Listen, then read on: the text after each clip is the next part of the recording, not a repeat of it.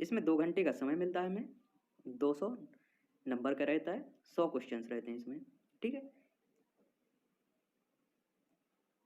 चलिए तो पहला क्वेश्चन देखते हैं। इससे पहले हम बता दें आपको कि अगर कोई भी क्वेश्चन आपको लगता है कि गलत है उनका उसका आंसर, तो प्लीज़ कमेंट बॉक्स में उसका आंसर थोड़ा डिटेल के साथ लिख दें, जिससे दूसरे को सही आंसर पता चल सके।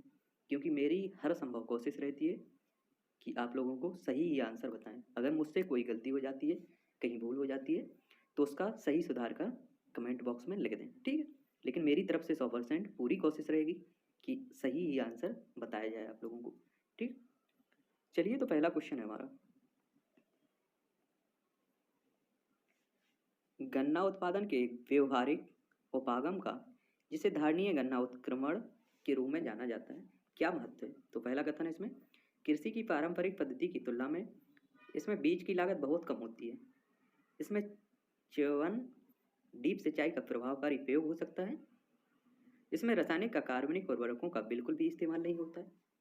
कृषि की पारंपरिक पद्धति की तुलना में इसमें अंतरासस्यन की ज़्यादा गुंजाइश है। नीचे दिए गए कूट का उपयोग कर सही उत्तर चुनना है। तो याद रखिए, क्वेश्चन नंबर 1 का आंसर है बी। क्या क्या है इसमें? 1, 2, 4। कृषि की पारंपरिक पद्धति की तुलना में इसमें बीज की लागत बहुत कम है। इसमें डीप सिंचाई का प्रभावकारी प्रयोग हो सकता है। कृषि की पारंपरिक पद्धति की तुलना में इसमें अंतरासस्यन की ज़्यादा गुंजाइश है। क्वेश्चन नंबर 2, यदि अंतर्राष्ट्रीय महत्व की किसी आध्भूमि को मॉन्टियो रिकॉर्ड के अधीन लाया जाए तो इससे क्या अभिप्राय है? तो याद रखना, मानव हस्तक्षेप के परिणाम स्वरूप आध्भूमि में पारिस्थितिकी स्वरूप में परिवर्तन हो गया है, हो रहा है या होना संभावित है, ठीक।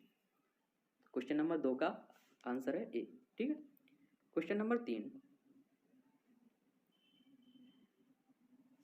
निम्नलिखित द्वीपों के युग्मों में से कौन सा एक 10 अंश जलमार्ग द्वारा आपस में पृथक किया जाता है?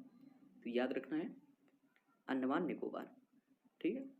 ये ऑप्शन सही है 3 का। क्वेश्चन नंबर 4,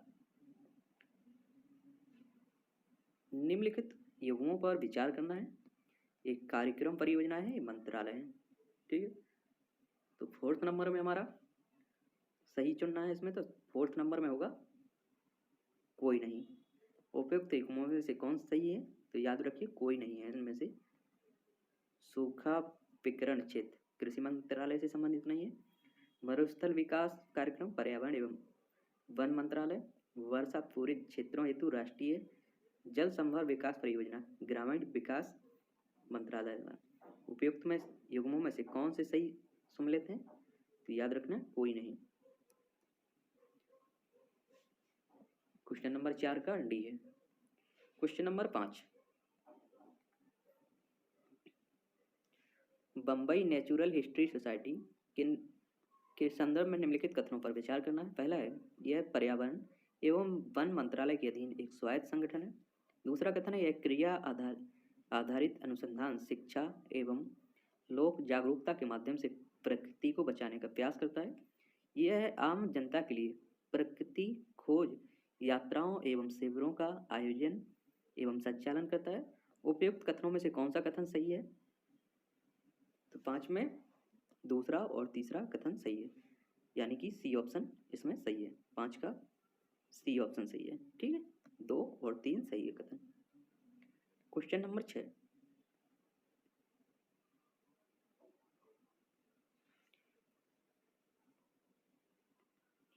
भूमंडलीय पर्यावरण सुविधा के संदर्भ में निम्नलिखित में से कौन सा कथन सही है?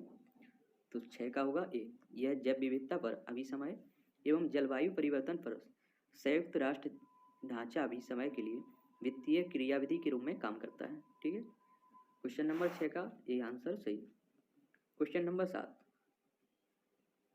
सौर शक्ति उत्पादन के लिए प्रौद्योगिकियों के संदर्भ में निम्नलिखित कथनों पर विचार करना है। पहला कथन है, प्रकाश वोल्टीय विक्रिया एक प्रौद्योगिकी है जो कि प्रकाश के विद्युत में प्रत्यक्ष रूपांतरण द्वारा विद्युत जनन करती है। जबकि सौर तापीय विक्रिया एक प्रौद्योगिकी है जो सूर्य की किरणों का उपयोग ताप जनित करने के लिए करती है, जिसका आगे विद्युत जनन प्रक्रिया में उपयोग किया जाता है। दूसरा कथन है प्रकाश वोल्टीय विक्रिया प्रत्यावर्ती धारा का जनन करती है, जबकि सौर तापीय विक्रिया दृष्ट धारा का जनन करती है। तीसरा कथन है भारत के पास सौर तापीय प्रौद्योगिकी के लिए विनिर्माण आधार है, किंतु प्रकाश वोल्टीय प्रौद्योगिकी के लिए नहीं है। उपयुक्त कथनों में से कौन सा कथन सही है? तो हमारा 7 का होगा केवल एक। 7 का ए ऑप्शन सही है, केवल एक। प्रकाश वोल्टीय विक्रिया एक प्रौद्योगिकी है जो कि प्रकाश के विद्युत में प्रत्यक्ष रूपांतरण द्वारा विद्युत जनन करती है, जबकि सौर तापीय विक्रिया एक प्रौद्योगिकी है जो सूर्य की किरणों का उपयोग ताप जनित करने के लिए करती है, जिसका आगे विद्युत जनन प्रक्रिया में उपयोग किया जाता है। ठीक है। क्वेश्चन नंबर 8, निम्नलिखित भाषाओं पर विचार कीजिए। गुजराती, कन्नड़, तेलुगु। उपयुक्त में से किसको सरकार ने सैन्य क्लासिक भाषा के रूप में घोषित किया है? तो याद रखिए 8 का होगा सी, कन्नड़ और तेलुगु को। क्वेश्चन नंबर 8 का सी आंसर सही है। Question number 9,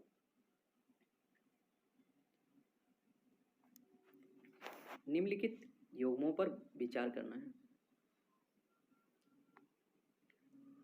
दाम्पा tiger reserve Mizoram, Gomti वन्यजीव अभ्यारण्य सिक्किम, सरामती शिखर नागालैंड।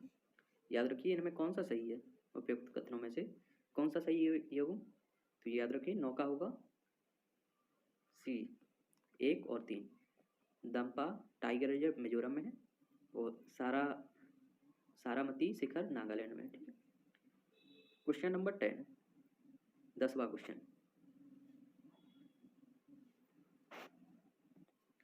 वेटलैंड्स इंटरनेशनल नामक संरक्षण संगठन के संदर्भ में निम्नलिखित कथनों में से कौन सा सही है? तो पहला है यह रामसर अभी समय के हस्ताक्षरकर्ता देशों द्वारा बनाया गया एक अंतर सरकारी संगठन है। दूसरा है यह ज्ञान के विकास और संग्रहण के लिए तथा व्यवहारिक अनुभव का बेहतर नीतियों हेतु पक्ष समर्थन करने के लिए क्षेत्र स्तर पर कार्य करता है। नीचे दिए गए कूट का उपयोग कर सही उत्तर चुनना है। तो 10 का होगा बी, केवल 2। यह ज्ञान के विकास और संग्रहण के लिए तथा व्यवहारिक अनुभव को बेहतर नीतियों हेतु पक्ष समर्थन के लिए क्षेत्र स्तर पर कार्य करता है। ठीक है, 10 का बी होगा। क्वेश्चन नंबर 11, ब्रिक्स के रूप में ज्ञात देशों के एक समूह के संदर्भ में निम्नलिखित कथनों पर विचार करना है। ब्रिक्स का पहला शिखर सम्मेलन री दे जेनेरो में 2009 में हुआ। दक्षिण अफ्रीका ब्रिक्स समूह में अंत में शामिल हुआ। उपयुक्त में से कौन सा कथन सही है? तो याद रखना है आपको 11 का होगा बी, केवल 2। ठीक है, दक्षिण अफ्रीका ब्रिक्स समूह में अंत में शामिल हुआ। ठीक है। क्वेश्चन नंबर 10 के बाद 12, 11 क्वेश्चन देख लिया। 12वां क्वेश्चन है निम्नलिखित रोगों पर विचार करना है। डिप्थीरिया छोटी माता, चिकन पॉक्स बोलते हैं जिसे, चेचक स्मॉल पॉक्स। उपयुक्त में से किस रोगों का भारत में उन्मूलन हो चुका है? तो 12 का होगा बी, केवल 3, चेचक का। ठीक है, 12 का बी है। क्वेश्चन नंबर 13, अगला क्वेश्चन 13,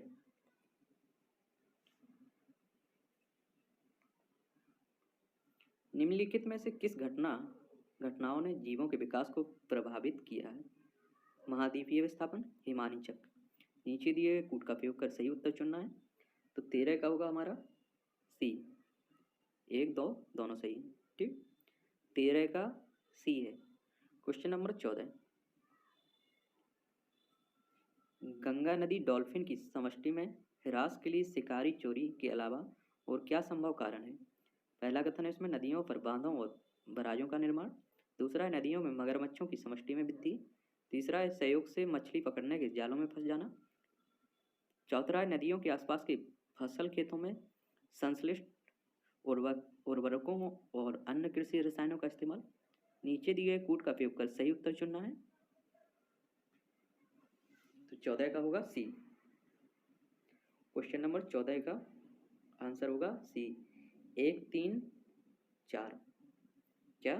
1 3 4, नदियों पर बांधों और बराजों का निर्माण, सहयोग से मछली पकड़ने के जालों में फंस जाना, नदियों के आसपास के फसलों खेतों में संश्लिष्ट उर्वरकों एवं अन्य कृषि रसायनों का उपयोग। ठीक। क्वेश्चन नंबर 15, रेड क्लिफ समिति किस लिए नियुक्त हुई थी? रेड क्लिफ समिति किस लिए नियुक्त हुई थी? भारत पाकिस्तान के बीच सीमाओं को निर्धारित करने के लिए। सी ऑप्शन सही है 15 का। क्वेश्चन नंबर 16, कई घरेलू उत्पाद जैसे गद्दों और फर्नीचरों की गद्दियों में ब्रोमीन युक्त ज्वालामंदकों का उपयोग किया जाता है। इनका उपयोग क्यों कुछ चिंता का विषय है? पहला कथन है उनमें पर्यावरण में निम्नीकरण के प्रति उच्च प्रतिरोधकता है। दूसरा है वे मनुष्यों और पशुओं में संचित हो सकते हैं। नीचे दिए गए कूट का उपयोग कर सही उत्तर चुनना है। तो 16 का होगा हमारा सी। 16 का क्या होगा? सी, दोनों।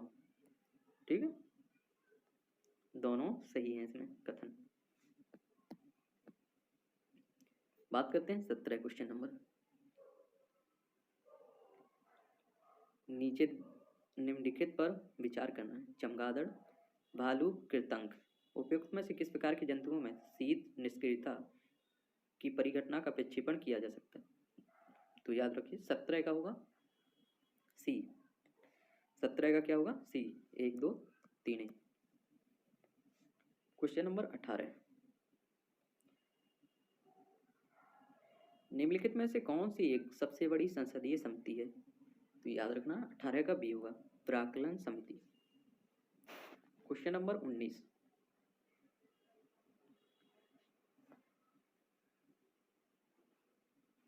निम्नलिखित में से कौन से पृथ्वी ग्रह पर कार्बन चक्र में कार्बन डाइऑक्साइड का योगदान करता है? ज्वालामुखी, श्वसन, प्रकाश संश्लेषण, जैव पदार्थों का क्षय। नीचे दिए गए कूट का प्रयोग कर सही उत्तर चुनना है। तो 19 का होगा हमारा सी। 19 का क्या होगा? सी, ज्वालामुखी, श्वसन और फिर जैव पदार्थ का क्षय। याद रखिए 19 का सी है। क्वेश्चन नंबर 20, यदि आप ग्रामीण क्षेत्र से होकर गुजरते हैं तो आपको यह देखने को मिल सकता है कि अनेक प्रकार के पक्षी चरने वाले पशुओं भैंसों के पीछे पीछे चलते रहते हैं और उनके घास में चलने से अशांत होने वाले कीटों को पकड़ते हैं। निम्नलिखित में से कौन सा ऐसे पक्षी हैं? चित्रित बालक, बलाक, साधारण मैना, काली गर्दन वाली सारस। नीचे दिए गए कूट का प्रयोग कर सही उत्तर चुनना है। तो 20 में होगा हमारा बी, केवल 2, साधारण मैना। क्वेश्चन नंबर 21,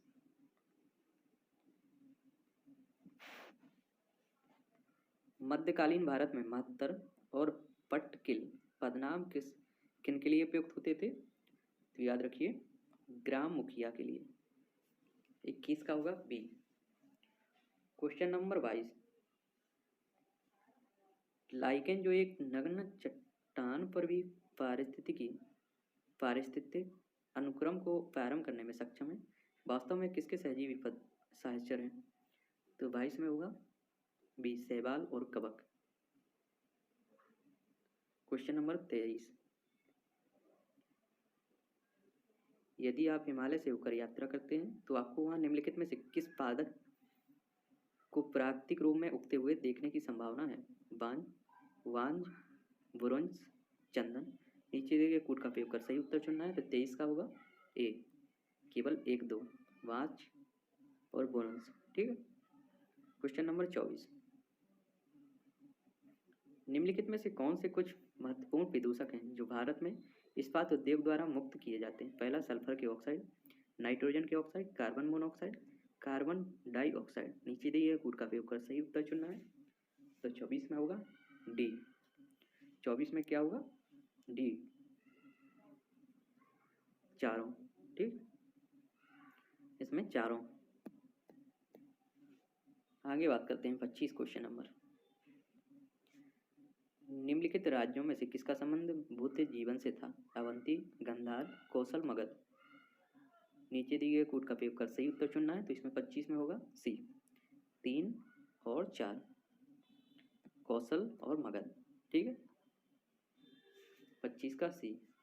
क्वेश्चन नंबर 26,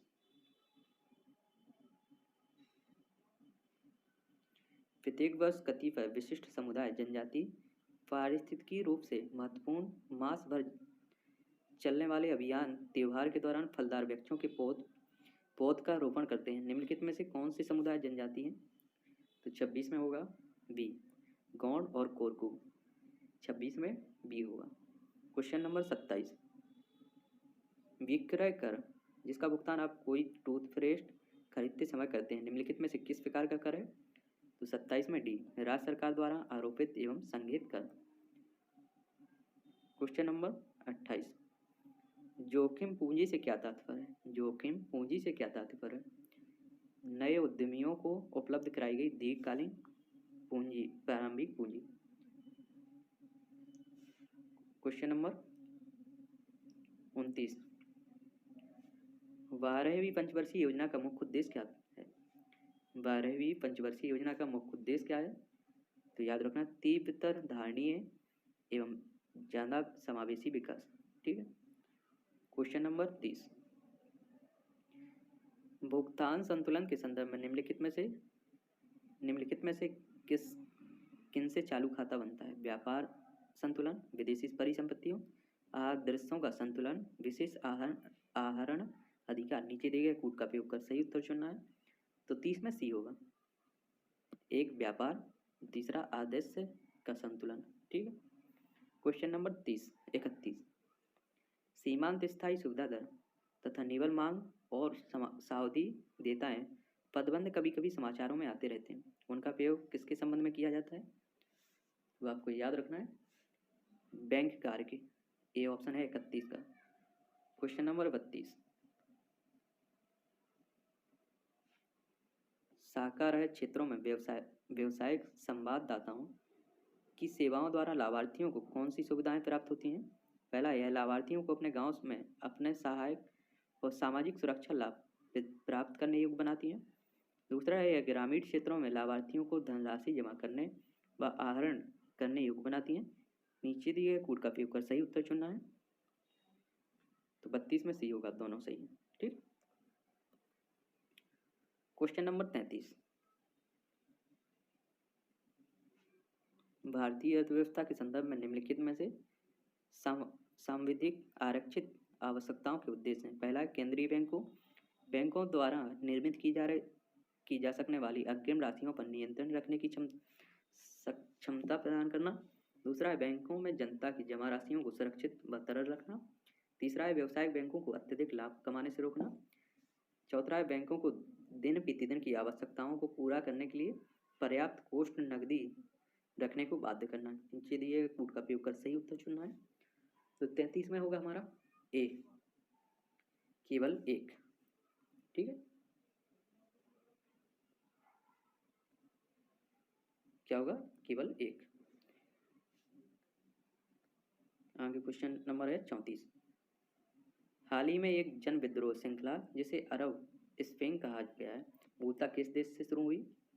तो याद रखना, 34 का होगा डी, ट्यूनीशिया। 34 का डी। क्वेश्चन नंबर 35, निम्नलिखित देशों पर विचार कीजिए, Denmark, Japan, Russian federation, United kingdom, United states of America. उपयुक्त में से कौन आर्कटिक काउंसिल के सदस्य हैं? तो आपको याद रखना है, 35 में होगा हमारा डी। 35 में क्या होगा? डी, डेनमार्क, रशियन फेडरेशन और यूनाइटेड स्टेट्स ऑफ अमेरिका। ठीक है। क्वेश्चन नंबर 36, नीचे दिए निम्नलिखित युगों पर विचार करना है, क्षेत्र जो प्रयास समाचारों में आते हैं और ये देश। 36 का होगा हमारा ए ऑप्शन, केवल एक सही सम्मिलित है। चेचन्या, रशियन फेडरेशन, यही केवल सम्मिलित है। ठीक है, बाकी दोनों गलत है। 36 का ए है, याद रखना। क्वेश्चन नंबर 37, अग्नि 4 पिच्छेपास्त के संदर्भ में निम्नलिखित कथनों में कौन सा सही है? पहला है, यह धरातल से धरातल तक मार करने वाली पिच्छेपास्त है। इसमें केवल द्रव नोदक ईंधन के रूप में इस्तेमाल होता है। यह 1 टन नाभिकीय वारहेड को 7500 किलोमीटर दूर तक फेंक सकता है। नीचे दिए गए कूट का प्रयोग कर सही उत्तर चुनना है। 37 में ए ऑप्शन केवल एक सही है। या धरातल से धरातल तक मार करने वाला पिच्छेपास्त्र। क्वेश्चन नंबर 38, कोयला संस्तर, मेथेन और सेल गैस नामक दो गैर परंपरागत ऊर्जा स्रोतों के संदर्भ में निम्नलिखित कथनों पर विचार कीजिए। पहला है, कोयला संस्तर मेथेन कोयला संधियों से निष्कर्षित शुद्ध मेथेन गैस है, जबकि सेल गैस केवल प्रोपेन और ब्यूटेन का एक मिश्रण है जो सूक्ष्म कणिक अवसादी सेलों से निष्कर्षित की जा सकती है। भारत में कथन सही है, तो याद रखना 38 का होगा डी। 38 का होगा डी, ना तो एक ना ही दो। ठीक। क्वेश्चन नंबर 39,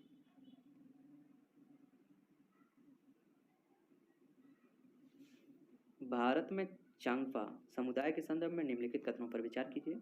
पहला है, वे मुख्यतः उत्तराखंड राज्य में रहते हैं।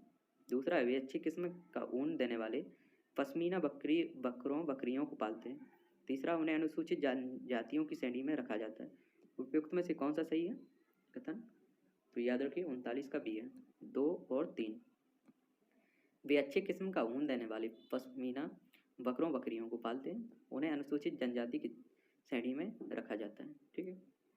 क्वेश्चन नंबर 40, भारत में ग्वार क्लस्टर बीन का पारंपरिक रूप से सब्जी या पशु आहार के रूप में उपयोग किया जाता है, किंतु हाल ही में इसकी खेती ने महत्व का स्थान प्राप्त किया है। इस संदर्भ में निम्नलिखित में से कौन सा कथन सही है? तो 40 में बी होगा, इनके बीजों से निर्मित गौण सेल गैस के निष्कर्षण में प्रयुक्त होती है। ठीक है, बी ऑप्शन है 40 का। क्वेश्चन नंबर 41, निम्नलिखित में से किनमें प्रवाल भीतियां हैं? पहला है अंडमान निकोबार द्वीप समूह, दूसरा कच्छ की खाड़ी, तीसरा मन्नार की खाड़ी, सुंदरबन, चौथा है नीचे दिए गए कूट का उपयोग कर सही उत्तर चुनना है। तो 41 में होगा हमारा ए। 1, 2, 3 में अंडमान और निकोबार द्वीप समूह, कच्छ की खाड़ी। दोनों को मौसमी उत्क्रमण किसका रूपी अभिलक्षण है? तो याद रखना 43 का सी होगा, मानसून जलवायु। 43 में सी। क्वेश्चन नंबर 44, भारत के सांस्कृतिक इतिहास के संदर्भ में पंचायतन शब्द किससे निर्दिष्ट करता है? तो याद रखना मंदिर रचना शैली से। 44 का सी। क्वेश्चन नंबर 45, निम्नलिखित नदियों पर विचार कीजिए। बराक, लोहित, सुबनसिरी। उपयुक्त में से कौन अरुणाचल प्रदेश से होकर बहती है? तो 45 में हमारा बी, केवल 2 और 3। ठीक है। क्वेश्चन नंबर 46,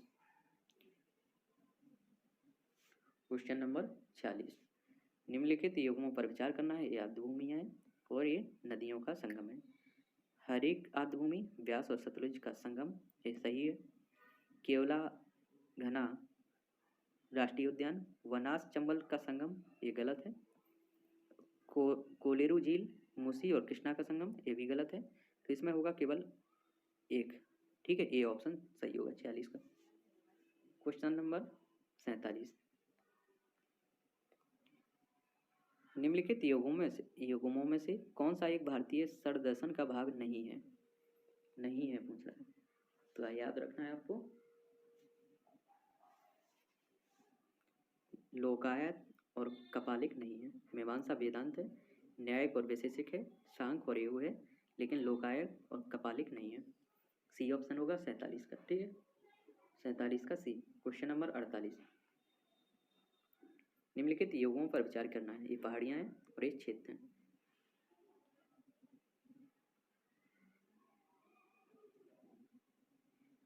कार्डामम पहाड़ियां कोरोमंडल तट, ये गलत है। कैमूर पहाड़ियां कोंकण तट, ये भी गलत है, सम्मिलित नहीं है। महादेव पहाड़ियां मध्य भारत, ये सही है। मैकीर पहाड़ियां पूर्वोत्तर भारत, तो इसमें क्या होगा 3 और 4। सी ऑप्शन होगा 48 का। ठीक। क्वेश्चन नंबर 49, भारत के संविधान की निम्नलिखित में से कौन सी एक अनुसूची में दल बदल विरोध विषय उपबंध है? तो याद रखना है 10वीं अनुसूची 49 डी। ठीक है, 10वीं अनुसूची। क्वेश्चन नंबर 50, जैव विविधता के साथ साथ मनुष्य के परंपरागत जीवन के संरक्षण के लिए सबसे महत्वपूर्ण रणनीति निम्नलिखित में से किस एक स्थापना करने में निहित है? तो याद रखना 50 का होगा ए, जैव मंडल निश्चय रिजर्व। ठीक है, 50 का ए। क्वेश्चन नंबर 51, टर्की किनके मध्य स्थित है? टर्की किनके मध्य स्थित है? काला सागर और भूमध्य सागर के। ठीक है, 51 का बी होगा। क्वेश्चन नंबर 52, दक्षिण पूर्व एशिया में दक्षिण से उत्तर की ओर जाने पर निम्न पर नीचे दिए गए नगरों का सही स्थिति क्रम है। तो दक्षिण पूर्व एशिया में दक्षिण से उत्तर, याद रखना दक्षिण से उत्तर 52, तो इसमें जकार्ता, फिर सिंगापुर, फिर बैंकॉक, हनोई। तो इसमें क्या होगा? सी, 52 का सी ऑप्शन सही है। ठीक है, क्वेश्चन नंबर 53, वैश्विक दृष्टिकोण यह है कि विश्व तापमान पूर्व औद्योगिक स्तर से 2 डिग्री सेंटीग्रेड से अधिक नहीं बढ़ना चाहिए। यदि विश्व मानसून पूर्व औद्योगिक स्तर के से 3 डिग्री सेल्सियस के सेंटीग्रेड के परे बढ़ जाता है तो विश्व पर उसका क्या प्रभाव संभावित असर होगा? तो पहला है स्थानीय जैवमंडल का एक नेट कार्बन स्रोत की ओर प्रवृत्ति। दूसरा, विस्तृत प्रवाल मर्त्यता घटित होगी। सभी भूमंडलीय आर्द्रभूमि स्थायी रूप से लुप्त हो जाएंगे। चौथा, अनाजों की खेती विश्व में कहीं भी संभव नहीं होगी। नीचे दिए गए कूट का उपयोग कर सही उत्तर चुनना है। तो 53 का होगा बी, 53 का बी, 53 का बी होगा। ठीक है, 1 और 2। तो क्या आप एक बिजनेसमैन हैं और अपने बिजनेस को आप ऑनलाइन ले जाना चाहते हैं, अपने आप को डिजिटल बनाना चाहते हैं? क्या आप 1 और 2, स्थलीय जीवन पर एक नेट कार्बन स्रोत की ओर प्रवृत्त होगा। दूसरा, विस्तृत प्रवाल मर्त्यता घटित होगी। ठीक, क्वेश्चन नंबर 54, भारत के संपीतिक के नीचे उत्कीर्ण भारत की राष्ट्रीय आदर्शोक्ति सत्यमेव जयते कहाँ से ली गई है? तो याद रखना है 54 में होगा डी, मुंडक उपनिषद से। क्वेश्चन नंबर 55, भारत के संविधान में अंतर्राष्ट्रीय शांति और सुरक्षा की अभिवृद्धि कहाँ उल्लेखित है? तो ये है राज्य के नीति निर्देशक तथ्यों में। ठीक, बी ऑप्शन होगा 55 का। क्वेश्चन नंबर 56, एकीकृत जल संभर विकास कार्यक्रम को क्रियान्वित करने का क्या लाभ होगा? पहला कथन है इसमें मृदा के बह जाने की रोकथाम। दूसरा है देश की बारहमासी नदियों की मौसमी नदियों से जोड़ना। तीसरा है वर्षा जल संग्रहण तथा भौम जल स्तर का पुनर्वहन। चौथा है प्राकृतिक वनस्पतियों का पुनर्जनन। नीचे दिए गए कूट का उपयोग कर सही उत्तर चुनना है इनमें से। तो 56 में हमारा होगा सी, 56 में क्या होगा? सी, 1 3 4 क्या होगा? 1 3 4, मृदा के बह जाने की रोकथाम, वर्षा जल संग्रहण तथा भौम जल स्तर का पुनर्भरण, प्राकृतिक वनस्पतियों का पुनर्जन्म। ठीक, क्वेश्चन नंबर 57, क्वेश्चन नंबर 57, निम्नलिखित में से कौन से भारत में योजना से संबंध है? वित्त आयोग, राष्ट्रीय विकास परिषद, संघीय ग्रामीण विकास मंत्रालय, संघीय शहरी विकास मंत्रालय, संसद। नीचे दिए कूट का उपयोग कर सही उत्तर चुनना है। तो 57 में क्या होगा? सी ऑप्शन होगा 2,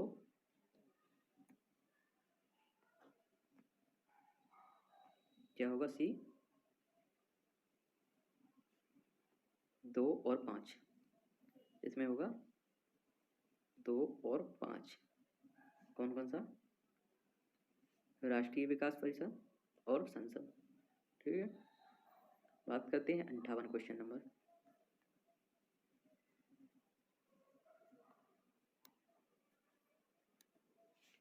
निम्नलिखित में से कौन से मंत्रिमंडल सचिवालय का कार्य है? पहला कथन है मंत्रिमंडल बैठकों के लिए कार्यसूची तैयार करना, मंत्रिमंडल समितियों के लिए सचिवालय सहायता, मंत्रालयों को वित्तीय संसाधन का आवंटन। नीचे दिए गए कूट का उपयोग कर सही उत्तर चुनना है इनमें से। तो 58 में होगा सी 1 और 2। मंत्रिमंडलों की बैठक के लिए कार्यसूची तैयार करना, दूसरा है मंत्रिमंडल समितियों के लिए सचिवालय सहायता करना। ठीक है। क्वेश्चन नंबर 59, निम्नलिखित कथनों पर विचार कीजिए। संवैधानिक सरकार वह है जो राज्य की सत्ता के हित में व्यक्ति की स्वतंत्रता का प्रभावकारी प्रतिबंध लगाती है, जो व्यक्ति की स्वतंत्रता के हित में राज्य की सत्ता पर प्रभावकारी प्रतिबंध लगाती है। कौन सा कथन सही है इनमें से? तो याद रखना है 59 का होगा बी केवल 2, जो व्यक्ति की स्वतंत्रता के हित में राज्य की सत्ता पर प्रभावकारी प्रतिबंध लगाती है। क्वेश्चन नंबर 60, निम्नलिखित में से कौन सी किसी राज्य के राज्यपाल को दी गई विवेकाधीन शक्तियां हैं? पहला है भारत के राष्ट्रपति को राष्ट्रपति शासन अधिरोपित करने के लिए रिपोर्ट भेजना, दूसरा है मंत्रियों की नियुक्ति, तीसरा है राज्य विधानमंडल द्वारा पारित कतिपय विधेयकों को भारत के राष्ट्रपति के विचार के लिए आरक्षित करना, चौथा राज्य सरकार के कार्य संचालन के लिए नियम बनाना। नीचे दिए गए कूट का उपयोग कर सही उत्तर चुनना है। तो 60 में होगा बी 1 और 3। भारत के राष्ट्रपति को राष्ट्रपति शासन अधिरोपित करने के लिए रिपोर्ट भेजना, तीसरा है राज्य विधानमंडल द्वारा पारित कतिपय विधेयकों को भारत के राष्ट्रपति के विचार के लिए आरक्षित करना। क्वेश्चन नंबर 67, क्वेश्चन नंबर 61, किसी अर्थव्यवस्था को में यदि ब्याज की दर को घटाया जाता है तो किसी अर्थव्यवस्था में यदि ब्याज की दर को घटाया जाता है तो सरकार के कर संग्रहण को बढ़ाएगा। ठीक है। 61 का होगा सी हमारा, अर्थव्यवस्था में निवेश व्यय को बढ़ाएगा। किसी अर्थव्यवस्था में यदि ब्याज की दर को घटाया जाता है तो अर्थव्यवस्था में निवेश व्यय को बढ़ाएगा ये। ठीक है। 61 का सी। क्वेश्चन नंबर 62, कार्यवाही प्रधानमंत्री के नाम से हुई कही जाएंगी। उपयुक्त कथनों में से कौन सा कथन सही है? तो 62 में केवल एक कथन सही है। ठीक है। क्वेश्चन नंबर 63, भारत में अविश्वास प्रस्ताव के विषय में निम्नलिखित कथनों पर विचार कीजिए। पहला है भारत के संविधान में किसी अविश्वास प्रस्ताव का कोई उल्लेख नहीं है। दूसरा है अविश्वास प्रस्ताव केवल लोकसभा में ही पुनर्स्थापित किया जा सकता है। उपयुक्त में से कौन सा कथन सही है? तो याद रखिए 63 का होगा सी, 1 और 2 दोनों सही है। ठीक है।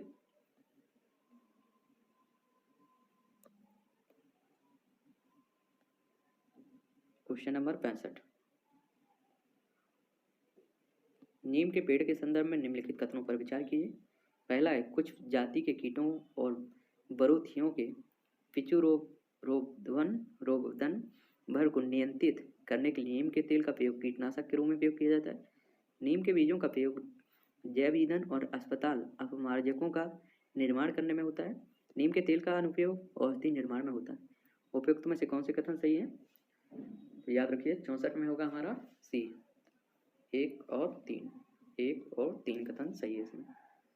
क्वेश्चन नंबर 65, निम्नलिखित में से कौन सा एक क्रम प्रकाश संश्लेषण में सम्मिलित है? तो याद रखिए 65 में होगा बी, प्राप्तम ऊर्जा स्थितिज ऊर्जा में परिवर्तित होती है और संचित हो जाती है। बी ऑप्शन होगा 65। ठीक है। क्वेश्चन नंबर 66, किसी व्यक्ति के जीव वित्तीय पहचान हेतु अंगुली छाप क्रम वीक्षण के अलावा निम्नलिखित में से कौन से प्रयोग में लाया जा सकता है? परितारिका क्रम वीक्षण, दृष्टि पटल, वाक अभिज्ञान। निम्नलिखित में से कूट में सही प्रयोग कर सही उत्तर चुनना है। तो 66 का होगा डी, तीनों। ठीक है। 66 का डी है। क्वेश्चन नंबर 67, निम्नलिखित में से कौन से कथन पौधों के कार्यिक प्रबंधन के संबंध में सही है? पहला है कार्यिक प्रबंधन किलोनीय जनसंख्या को उत्पन्न करता है। दूसरा, कार्यिक प्रवर्धन विषाणुओं का निष्प्रभावन करने में सहायक। तीसरा, कार्यिक प्रवर्धन वर्ष के अधिकतर भाग में चल सकता है। नीचे दिए गए कूट का प्रयोग कर सही उत्तर चुनना है। तो 67 में होगा सी, 1 और 3। ठीक। क्वेश्चन नंबर 68, निम्नलिखित युग्मों पर विचार कीजिए। अंतरिक्षयान और प्रयोजन। कैसनी हाइगेंस शुक्र की परिक्रमा करना, उद्धत्त का पृथ्वी का संचरण करना सही है? सही नहीं है, ये गलत है। ठीक है, पहला सम्मिलित नहीं है। दूसरा है मैसेंजर बुध का मानचित्रण और अन्वेषण, ये सही है। वॉयेजर 1 और 2 बाह्य सौर परिवार के अन्वेषण, ये भी सही है। 2 और 3 सही है। ठीक है, बी ऑप्शन है 68 का। 68 का है बी। निम्नलिखित युग्मों पर विचार करना है। ये क्षेत्र दिए गए, किसके उत्पादन के लिए जाना जाता है? किन्नौर सुपारी, मेवात आम, कोरोमंडल सोयाबीन। निम्नलिखित में से कौन सा सही है सम्मिलित? तो याद रखिए 69 में होगा डी ऑप्शन, कोई नहीं है इसमें। ठीक है, याद रखिए कोई नहीं है इसमें, डी ऑप्शन है 69 का डी। क्वेश्चन नंबर 70, निम्नलिखित में से कौन सा रासायनिक परिवर्तन के कारक के उदाहरण है? पहला है सोडियम क्लोराइड का क्रिस्टलन, बर्फ का गलन, दुग्ध आस्कंदन। नीचे दिए गए कूट का प्रयोग कर सही उत्तर चुनना है। तो 70 का होगा बी, केवल 3, दुग्ध आस्कंदन। क्वेश्चन नंबर 71, केंद्र और राज्यों के बीच होने वाले विवादों का निर्णय करने की भारत के उच्चतम न्यायालय की शक्ति किसके अंतर्गत आती है? 71 का होगा सी, मूल अधिकारिता के अंतर्गत। क्वेश्चन नंबर 72, निम्नलिखित तकनीकों परिघटनाओं पर विचार कीजिए। पहला है फल वाले पादपों में मुकुलन और रोपण। दूसरा है कोशिका द्रव्य नरबंधता। तीसरा है जीन निर्भरता। उपयुक्त में से कौन से ट्रांसजेनिक फसलों को बनाने में प्रयुक्त होता है? तो याद रखिए 72 में होगा हमारा बी, 2 और 3। ठीक है। क्वेश्चन नंबर 73, निम्नलिखित कथनों पर विचार कीजिए। पहला कथन है मक्का का मंड के उत्पादन के लिए प्रयोग किया जा सकता है। मक्का से निष्कर्षित तेल और जैव डीजल के लिए फीड स्टॉक हो सकता है। तीसरा है मक्का के प्रयोग से एल्कोहली पेय उत्पन्न किया जा सकता है। उपयुक्त में से कौन सा सही है कथनों में? तो 73 में होगा हमारा डी, तीनों। ठीक है, 73 में तीनों सही है। क्वेश्चन नंबर 74, निम्नलिखित में से कौन सा एक जैव जीव अन्य 3 जीवों के वर्ग का नहीं है? तो याद रखिए 74 का हमारा होगा एक केकड़ा। ठीक है। क्वेश्चन नंबर 75, भारत के उच्चतम न्यायालय में न्यायाधीशों की संख्या में वृद्धि करने की शक्ति किसमें निहित है? तो याद रखिए संसद में। 75 का बी। क्वेश्चन नंबर 76, भारत के निम्नलिखित नगरों पर विचार कीजिए। भद्राचलम, चंदेरी, कांचीपुरम, करनाल। उपयुक्त में से कौन से पारंपरिक साड़ी वस्त्र उत्पादन के लिए सुविख्यात हैं? तो 76 में होगा हमारा बी। 76 में क्या होगा? बी, 2 और 3, चंदेरी, कांचीपुरम। ठीक। क्वेश्चन नंबर 77, निम्नलिखित युग्मों पर विचार कीजिए। ये राजमार्ग हैं, राष्ट्रीय राजमार्ग, इससे जुड़े शहर। तो इसमें हमारे 77 में NH4 चेन्नई और हैदराबाद, NH6 मुंबई कोलकाता, NH15 अहमदाबाद और जोधपुर। उपयुक्त में से कौन सा सही सम्मिलित है? तो 77 में होगा, याद रखिए डी, कोई नहीं। ठीक है। क्वेश्चन नंबर 78, निम्नलिखित अंतर्राष्ट्रीय करारों पर विचार करना है। पहला है खाद्य एवं कृषि हेतु पादप अनुवांशिक संसाधनों के विषय में अंतर्राष्ट्रीय संधि। दूसरा है मरुभवन का सामना करने हेतु संयुक्त राष्ट्र अभिसमय। तीसरा है विश्व विरासत अभिसमय। उपयुक्त में से कौन से जैव विविधता से संबंधित रखता है? तो याद रखिए 78 में होगा हमारा डी तीनों। 78 में क्या होगा? डी तीनों। ठीक।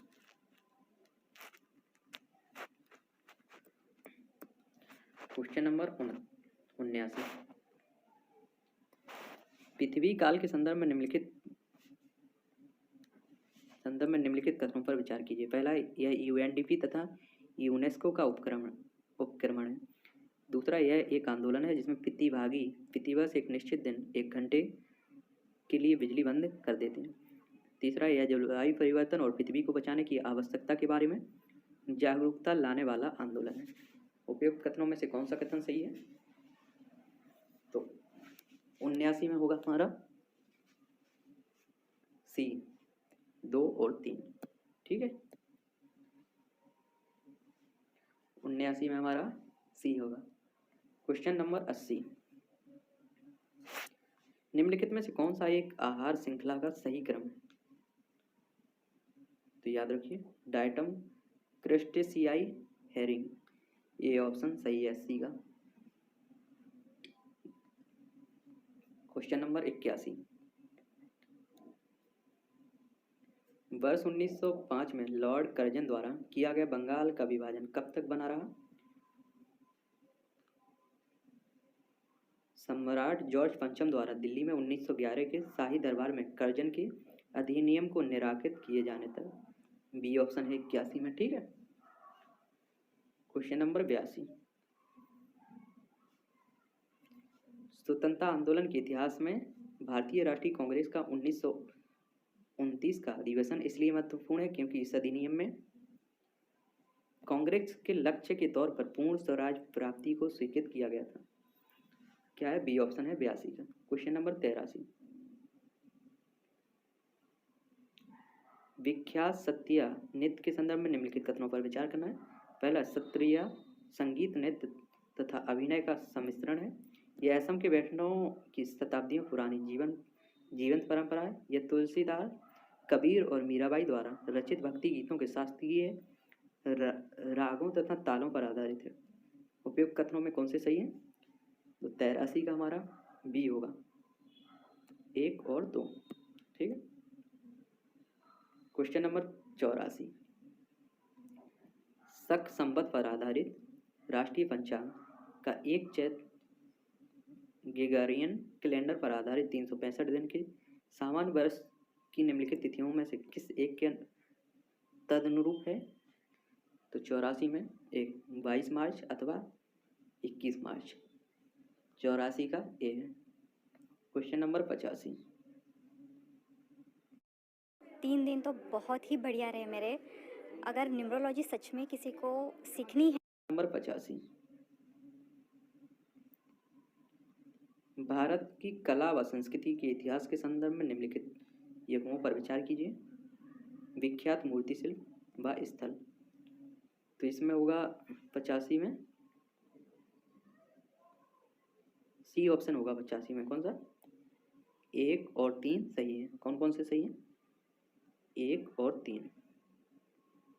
एक कौन सा है? बुद्ध के महापरिनिर्वाण की एक भव्य प्रतिमा जिसमें ऊपर की ओर अनेक देवी संगीतज्ञ तथा नीचे की ओर उनके दुखी अनुयायी दर्शाए गए अजंता में। दूसरा, प्रस्तर पर उत्कीर्ण विष्णु के वराह अवतार की विशाल प्रतिमा जिसमें वह देवी पृथ्वी को गहरे विक्षुब्ध सागर से उभारते दर्शाया गया है। ये गलत है। माउंट आबू, ये गलत है। ठीक। और तीसरा है विशाल गोलास्म पर उत्कीर्ण अर्जुन की तपस्या गंगा अवतरण मामल्लपुरम, ये सही है। ठीक है। इसमें क्या है? सी ऑप्शन सही है। 85 में सी है। Question number 86। गदर क्या था? गदर क्या था? भारतीयों का एक क्रांतिकारी संघ जिसका प्रधान कार्यालय सैन फ्रांसिस्को में था। ए ऑप्शन सही है। 86। Question number 87। भारत की संस्कृति एवं परंपरा के संदर्भ में कलारी पेट्टू क्या है? तो 87 में होगा डी। यह है एक प्राचीन मार्शल कला है और दक्षिण भारत के कुछ हिस्सों में जीवंत परंपरा है। ठीक है। क्वेश्चन नंबर 88,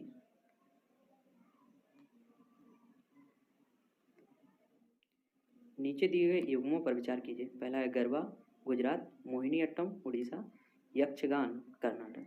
उपयुक्त में से कौन सा कथन सही है?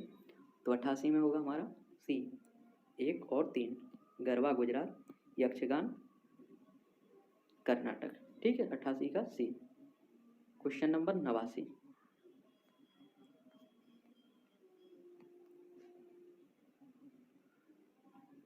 भारत में बौद्ध इतिहास, परंपरा और संस्कृति के संदर्भ में निम्नलिखित युग्मों पर विचार कीजिए। विख्यात तीर्थ स्थल और स्थान। तो इसमें 89 में हमारा होगा सी ऑप्शन। क्या होगा? सी, 1 और 3 सही है। इसमें 1 और 3। टाबू मठ मंदिर संकुल स्पीति घाटी, और तीसरा होगा अलची मंदिर संकुल, ये लद्दाख में। ठीक है, दूसरा इसमें गलत होगा। क्वेश्चन नंबर 90, निम्नलिखित कथनों पर विचार कीजिए। बीजक संत दादू दयाल के उपदेशों का एक संकलन है। दूसरा है पुष्टि मार्ग के दर्शन को माधवाचार्य ने प्रतिपादित किया। उपयुक्त कथनों में से कौन सा कथन सही है? तो 90 का होगा डी, ना तो 1 और ना ही 2। क्वेश्चन नंबर 91, मंगा नियार के नाम से जाना जाने वाला लोगों का समुदाय है। देखिए, तो याद रखिए पश्चिमोत्तर भारत में अपनी संगीत परंपरा के लिए विख्यात। 91 का बी है। क्वेश्चन नंबर 92, महारानी विक्टोरिया की उद्घोषणा 1858 का उद्देश्य क्या थी? पहला है, इसमें पहला कथन है भारतीय राज्यों को ब्रिटिश साम्राज्य में मिलाने के लिए किसी भी विचार का परित्याग करना। दूसरा है भारतीय प्रशासन को ब्रिटिश क्राउन के अंतर्गत रखना। तीसरा है भारत के साथ ईस्ट इंडिया कंपनी के व्यापार का नियमन करना। नीचे दिए गए कोड का प्रयोग कर सही उत्तर चुनना है। तो 92 में होगा हमारा ए, 1 और 2। भारतीय राज्यों को ब्रिटिश साम्राज्य में मिलाने के किसी भी विचार का परित्याग करना, और दूसरा होगा भारतीय प्रशासन को ब्रिटिश क्राउन के अंतर्गत रखना। ठीक है। क्वेश्चन नंबर 93, फतेहपुर सिकरी का इबादत खाना क्या था? तो याद रखना, वह भवन जिसमें विभिन्न धर्मों के विद्वानों के साथ अकबर चर्चा करता था। सी ऑप्शन है 93 का। ठीक है। क्वेश्चन नंबर 94, भारत की खाद्य एवं पोषण सुरक्षा के संदर्भ में विभिन्न फसलों के बीच वित्तीय स्थापन दरों को बढ़ाने के भविष्य के खाद्य उत्पादन लक्ष्यों को प्राप्त करने में मदद मिलती है, किंतु इसके अपेक्षाकृत बड़े विस्तृत कार्यक्रम में कार्यान्वयन में क्या बाध्यताएं आएंगी हैं? तो पहला एक कथन, इसमें कोई भी राष्ट्रीय बीज नीति नहीं बनी। दूसरा है निजी क्षेत्र की बीज कंपनियों की उद्यान कृषि फसलों की रोपण सामग्रियों और सब्जियों की गुणवत्ता वाले बीजों की पूर्ति में कोई सहभागिता नहीं है। तीसरा है निम्न मूल उच्च परिमाण वाली फसलों के मामले में गुणवत्ता वाले बीजों के बारे में मांग पूर्ति अंतराल। नीचे दिए गए कोड का प्रयोग कर सही उत्तर चुनना है। तो 94 का होगा हमारा बी ऑप्शन होगा। 94 में केवल 3 क्या होगा? निम्न मूल एवं उच्च परिमाण वाली फसलों के मामले वे क्षेत्र हैं जिन्हें वन्यजीव अधिनियम 1972 के अधीन घोषित किया गया है। दूसरा है पारिस्थितिक संवेदी क्षेत्र को घोषित करने का प्रयोजन है उन क्षेत्रों में केवल कृषि को छोड़कर सभी मानव क्रियाओं पर प्रतिबंध लगाना। नीचे दिए गए कोड का प्रयोग कर सही उत्तर चुनना है। तो इसमें 95 में होगा हमारा डी, ना तो 1 और ना ही 2। ठीक है, ना ही 1 ना ही 2। क्वेश्चन नंबर 96, निम्नलिखित पर कथनों पर विचार कीजिए। पहला कथन, भारतीय पशु कल्याण बोर्ड पर्यावरण अधिनियम 1986 के अधीन स्थापित है। दूसरा है राष्ट्रीय बाघ संरक्षण प्राधिकरण एक सांविधिक निकाय है। तीसरा है राष्ट्रीय गंगा नदी दोर्डिंग प्राधिकरण की अध्यक्षता प्रधानमंत्री करते हैं। उपयुक्त कथनों में से कौन से कथन सही है? तो 96 में होगा बी 2 और 3। 96 का क्या होगा बी। क्वेश्चन नंबर 97, निम्नलिखित यौगों पर विचार कीजिए। विटामिन दिए हैं, इनकी हीनता से होने वाले रोग। तो 97 विटामिन ए की कमी से स्कर्वी होता है, सही है। विटामिन डी की कमी से रिकेट्स होता है, ये भी सही है। विटामिन ई राती अंधता नहीं होता है, तो इसमें होगा ए ऑप्शन सही। ठीक, 1 और 2 सही है। 97 का ए ऑप्शन सही है। क्वेश्चन नंबर 98, विभिन्न उत्पादों के विनिर्माण में उद्योग द्वारा प्रयुक्त होने वाली कुछ रासायनिक तत्वों के नैनो कणों के बारे में कुछ चिंता है, क्यों? तो पहला इसमें कथन, वे पर्यावरण में संचित हो सकते हैं तथा जल और मृदा को संदूषित कर सकते हैं। दूसरा है वे खाद्य श्रृंखलाओं को में प्रविष्ट हो सकते हैं। तीसरा है वे मुक्त मूलकों के उत्पादन को विमोचित कर सकते हैं। नीचे दिए गए कूट का प्रयोग कर सही उत्तर चुनना है। तो इसमें 98 का होगा डी। 1 2 तीनों सही होंगे। 98 का क्या होगा डी। क्वेश्चन नंबर 99, निम्नलिखित में से कौन सा संगठन वर्ल्ड इकोनॉमिक आउटलुक नामक विकासित करता है? तो 99 में होगा ए, अंतर्राष्ट्रीय मुद्रा कोष। ठीक है, 99 का ए। Question number 100,